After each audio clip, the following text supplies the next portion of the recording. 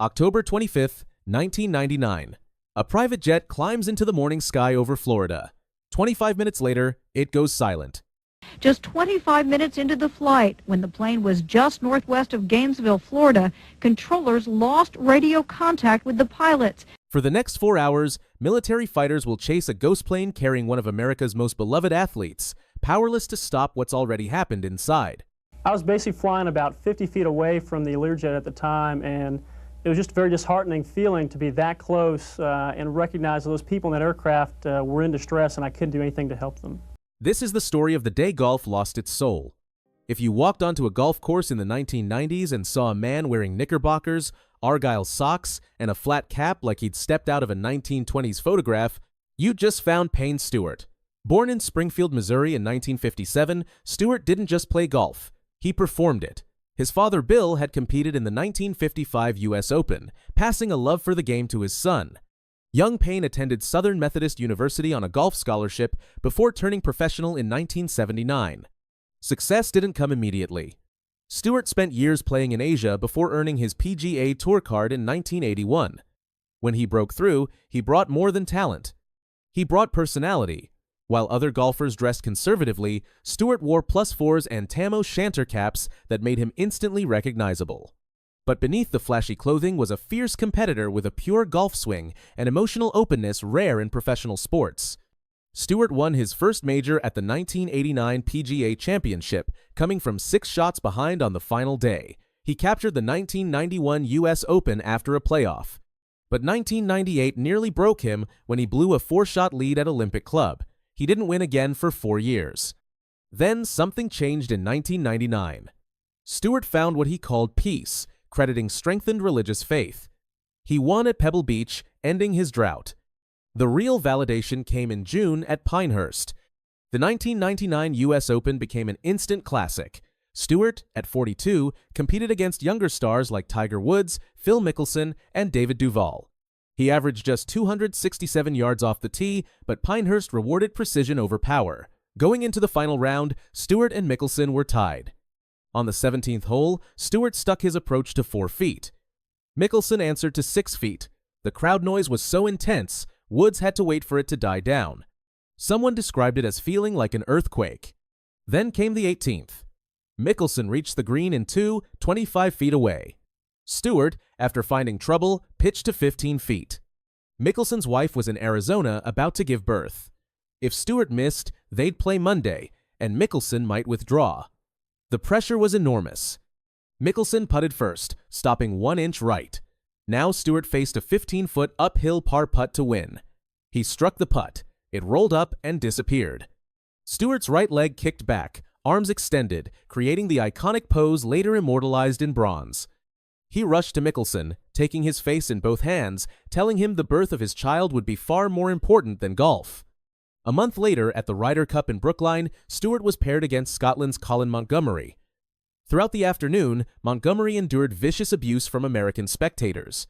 Stewart repeatedly intervened, asking security to remove troublesome fans.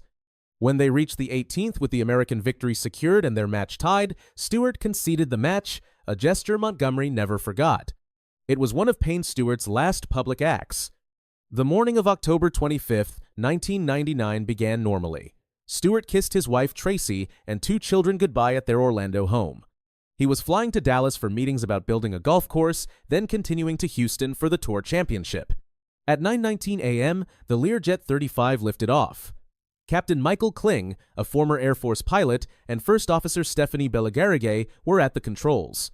Joining Stewart were his agent, Robert Fraley, and 2 other associates. Air traffic control cleared them to 39,000 feet. For 14 minutes, everything was normal. Then, at 9:33 a.m., controllers called the jet. No response. The Learjet continued climbing past its assigned altitude without correction. Inside that cabin, everyone was already gone. The cabin had lost pressure. At that altitude, consciousness lasts 15 to 30 seconds without oxygen. The cockpit voice recorder captured the warning alarm, but no voices. Within moments, all 6 people were incapacitated or dead. The Learjet continued on autopilot, a flying tomb heading northwest instead of turning west toward Dallas. An F-16 pilot was vectored to intercept. He pulled alongside and looked into the cockpit. Say type aircraft of the intercepting and the nature of the problem. The nature of the problem is unknown, and type aircraft is a Lear 35. The windshield was frosted over from inside. No movement. The plane kept flying, perfectly straight. Looks like the front to cockpit is either frosted or basically condensed over. I can't see inside in the cockpit. As the jet crossed Tennessee, Missouri, and Iowa, networks interrupted programming. F-16s from Oklahoma took over pursuit. One radioed, "He's not reacting, moving, or anything." In Canada, Prime Minister Chrétien authorized shooting down the aircraft if it threatened Winnipeg. The Pentagon stated American fighters weren't armed and shooting down was never seriously considered. The Learjet flew on, hour after hour, tracked by military jets and millions on television. At approximately 12:10 p.m. Central Time over South Dakota, the engines began to change pitch. The fuel was running out. One engine quit, then the other. The cockpit voice recorder captured mechanical warnings, the autopilot disconnecting. With no power, the autopilot tried maintaining altitude, but physics doesn't care. The airspeed dropped. The nose pitched up, stalled, dropped. The aircraft entered a death spiral. An Air National Guard pilot watched helplessly as the jet spun.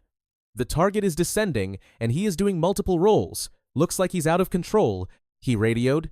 It's soon to impact the ground. He is in a descending spiral. At 12:13 p.m., after flying 3 hours and 54 minutes, covering nearly 1,500 miles, the Learjet struck Earth near Mena, South Dakota at nearly supersonic speed. The impact left a crater 42 feet long, 21 feet wide, 8 feet deep. The aircraft was obliterated. All 6 aboard were dead, though they'd been gone since those first moments over Florida. The National Transportation Safety Board investigated extensively. Maintenance records showed the Learjet had experienced multiple cabin pressure problems before the crash, but Sunjet Aviation's record-keeping was incomplete, making it impossible to determine if issues stemmed from one problem. The NTSB criticized allowing flights with unauthorized maintenance deferrals. The final report was inconclusive. Incapacitation of the flight crew members as a result of their failure to receive supplemental oxygen following a loss of cabin pressurization for undetermined reasons. Both pilots' oxygen masks were connected, both microphones plugged in, but something prevented adequate oxygen. The crash was so violent, investigators couldn't determine if an emergency oxygen bottle was properly charged or when the pilots lost consciousness. The golf world reeled. Stewart had won the U.S. Open 4 months earlier.